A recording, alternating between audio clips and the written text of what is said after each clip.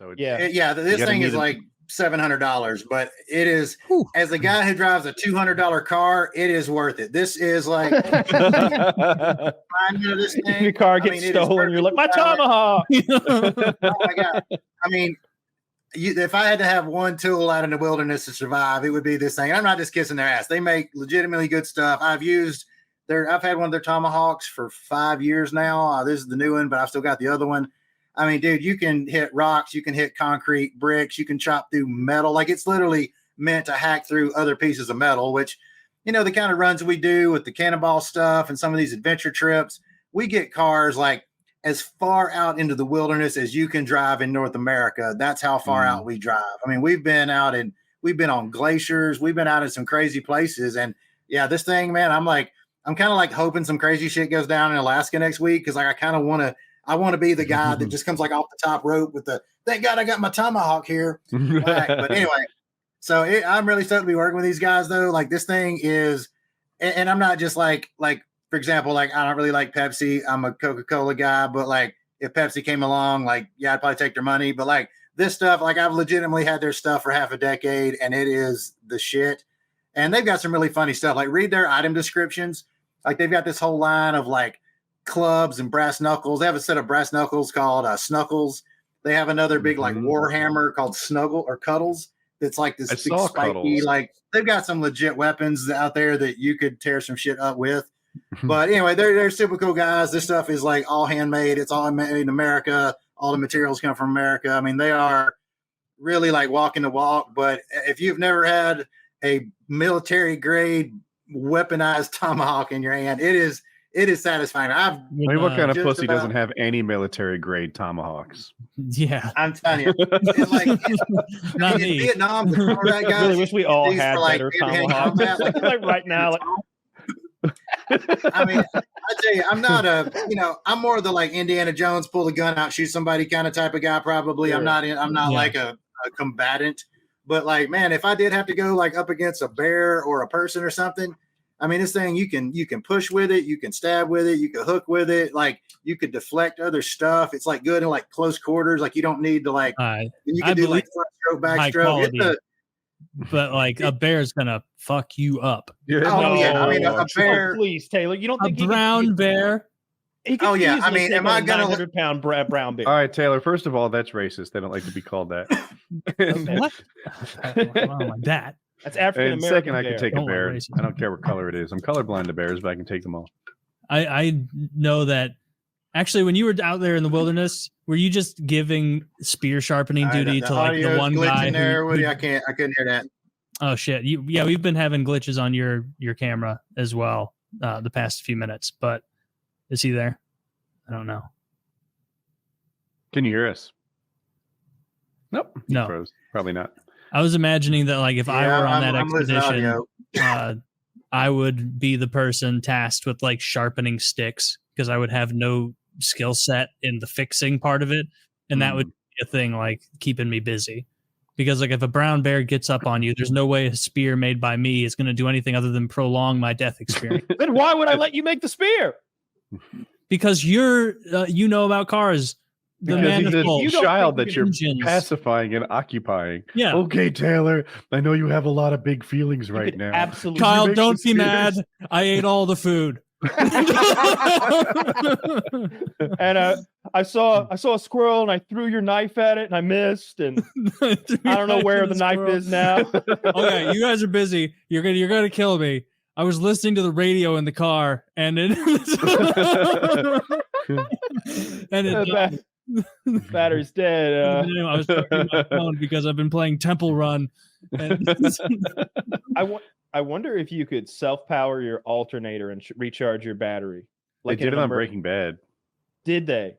Like with human power, they turned the alternator backwards. Oh, yeah, they did. Yeah, something went wrong where they broke the generator. So Walt just spent like the whole night spinning the internals of a generator to produce electricity and charge a battery. I am losing you guys.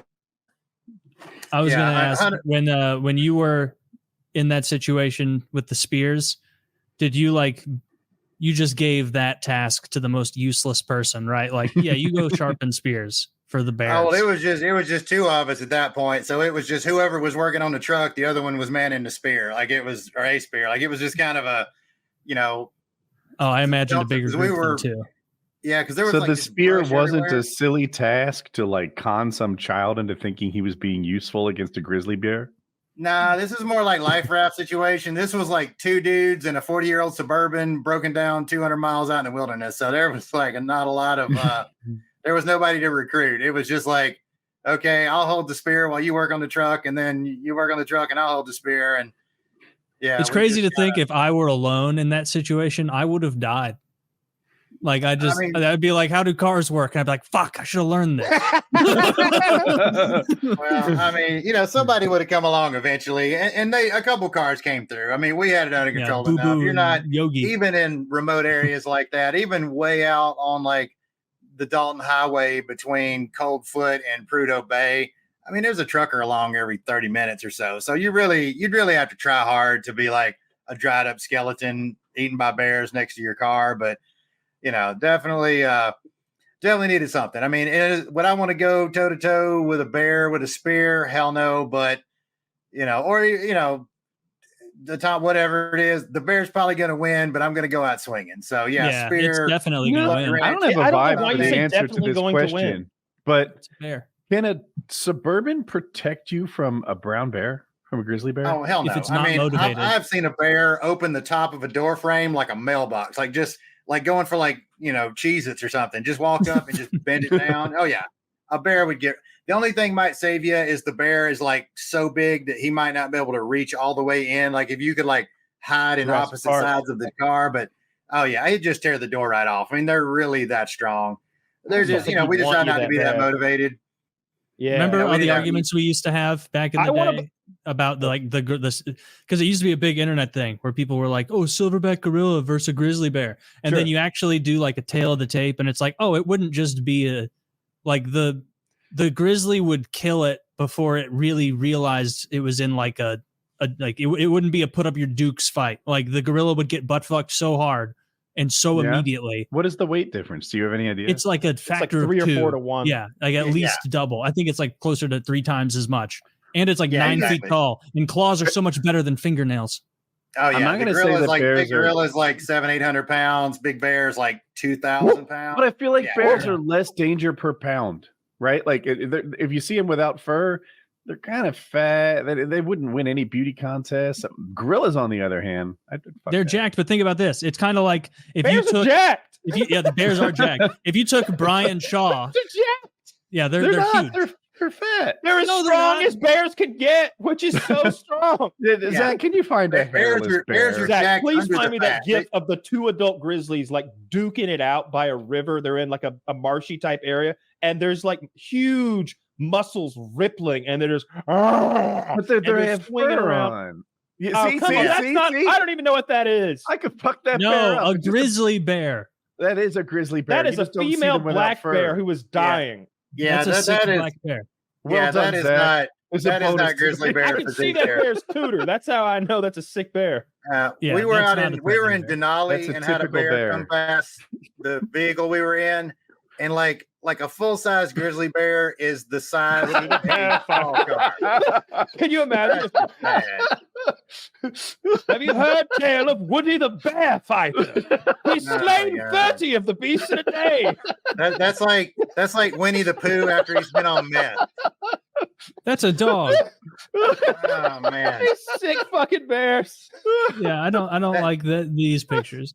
These are sad. Taylor was a mean bear. That bear would still kick your ass. Oh. Yeah, any bear is going to kick your ass if it's motivated. That's not true. There's like a beaver next to it. That's like a coonskin cap. That's a sick raccoon. I could fuck that bear up. That is a sick raccoon, isn't it? You guys can't take bears like me. You're not trained. Looking at you like, why do I still exist? Yeah.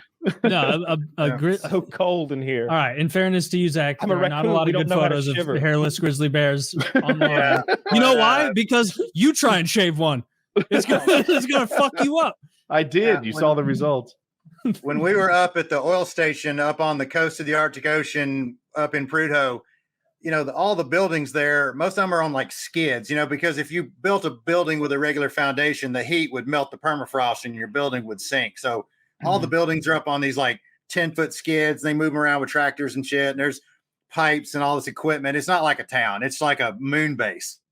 Yeah. And like the little hotel we stayed at was like a sort of like a thing, like it's almost like that thing in the abyss, like on the bottom of the ocean. It's like this little tube and we all kind of live in it. But the steps going up to it, because the polar bears roll up on you, like every other step was like it was like that metal like construction, like your steps you take up on like a bulldozer or something. Every other step had a 2x12 with like 4-inch screws and bolts like poking up out of it. So as a person, you would skip every other one. That's to keep the bears from stepping on it.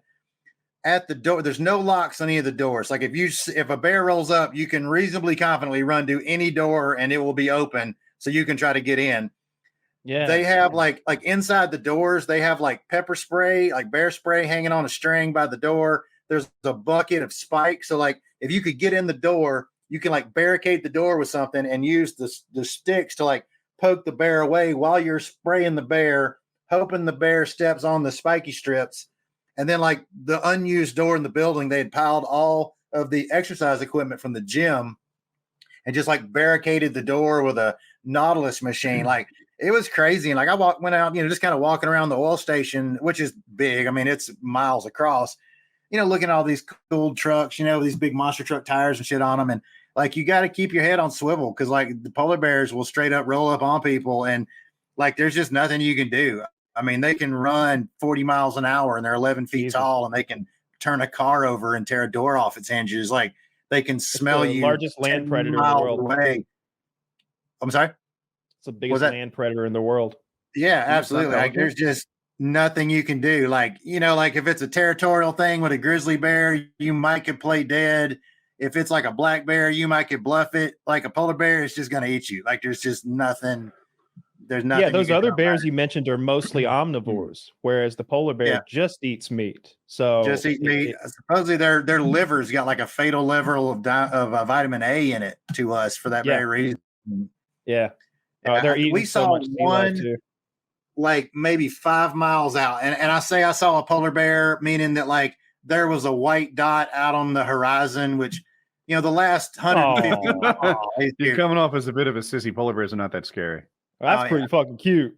The last 200 miles to Prudhoe is just a straight road across grass. I mean, there's nothing out there. And we saw like a white dot probably 4 or 5 miles out that had to have been a polar bear, because it wouldn't have been anything else. But man, that was as close as I wanted to get, because those things are, I mean, they're cool looking. And when you see them like playing with stuff, rolling around and playing with their babies, like they're cute, but like their paw is the size of like your torso. I mean, they're just massive. And they are starting to see grizzly bears crossbreeding with polar bears now. Bears. Because their habitat, their ice shelf is melting, so they can't get back on the float ice. So they're hanging out through the breeding season and, hooking up with. There is a Pizzly crowd, but get out of here with that.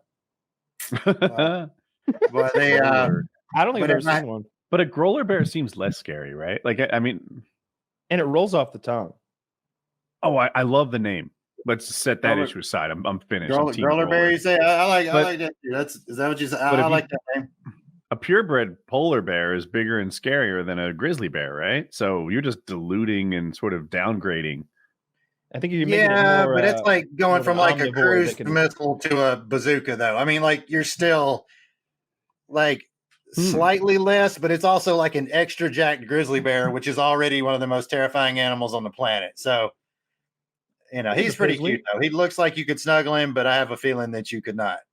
He looks sad.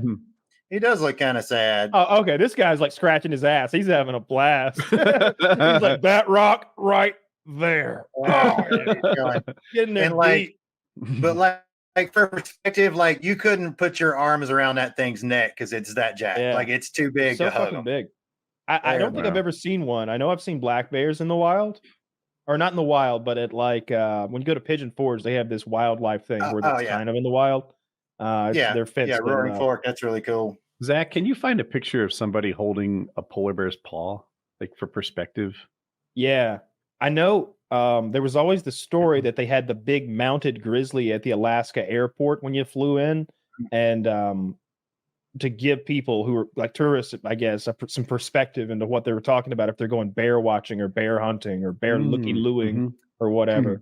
They're gargantuan. The bear can stand up and put its front paws on like a 1-story house's roof. That's man, that looks cool, right? I guess you could cuddle them. And that's not a full size one because I've stood next to some taxidermied ones, and I mean, obviously, you see them in the zoos and stuff, but yeah, I mean, they're cute and they look like a big white German Shepherd. That's pretty funny. But yeah, I mean, and like how fast, that's what they were telling us up at the oil station too. They were like, you know, these things can sprint at 40 miles an hour. So like, you know, don't get out of your car to take a picture of it because it will close a gap on you like way faster than you think. And, you know, but again, you know, tomahawk, if I had to pick a weapon, it would be the tomahawk, but you know, I'm going to go out poorly. You need a shotgun. This is Indiana Jones. Well, yeah, but hey, good luck getting a shotgun through Canada, man. Like you can fly into Alaska and bring a gun with you like by air, but if you're driving through Canada, man, you can. I think like 3 inches is the limit on like a pocket knife. I mean, they are. I looked it up because I hadn't heard that you couldn't bring a knife to Canada. It surprised me. And it turns out you can bring something like a Bowie knife, but a folding pocket knife you can't bring in, which isn't what I expected. That's what I read. They're pretty strict. One must be a tool up there. Yeah, we got pulled when we drove the Charger into Canada to go shoot it off the cliff. It was a former police car, which they were already sketchy on. And the key it came with had a handcuff key on the key ring with the police car that was still on there. And my buddy that owned it, like he had like his Florida plate on the back, but it still had the Texas front plate on it. So we kind of got pulled off to the side. And when they saw the handcuff key, we got like detained and they completely field stripped that whole car just over a handcuff key, like thinking we were going to go up there and like get arrested and get away or something.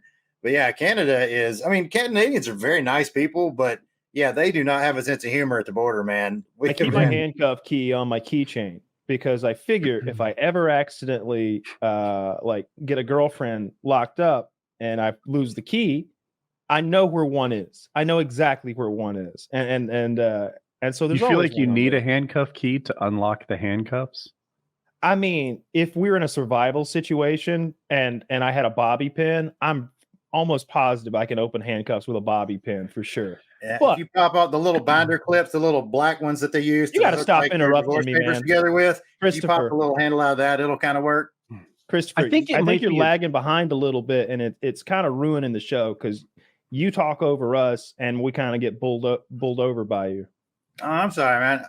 I think it's a tech issue. I think you're on because I noticed it earlier in the show. I haven't said anything, and I think he just doesn't know that we're talking. Yeah, I'm sorry. Well, sorry about that. Yeah, you guys sound like Stephen Hawking on an auto tuner sometimes. Yeah, that's on your end. It's your internet bandwidth is the. Yeah, I'm kind of out in the sticks out here, so I don't have the fastest internet. Well, apologies for the talking over. I don't mean to do that. It's all good. It's all good. We need to do like hand signals, or we need like passing the conch in Lord of the Flies or something. I haven't seen that, and I didn't have to read it. I feel like I was the only person in the 90s and early 2000s who didn't have to read Lord of the Flies. I liked it more than most. I didn't like every book they made us read, but that one worked for me. I learned about what it was about from the Simpsons episode where they go to the island. It's a good Simpsons. Yeah. Where Otto doesn't die at the end. Somehow he stays alive. Anyway, I just got back. What are we talking about? Fighting bears. Polar bears. Oh, damn, still.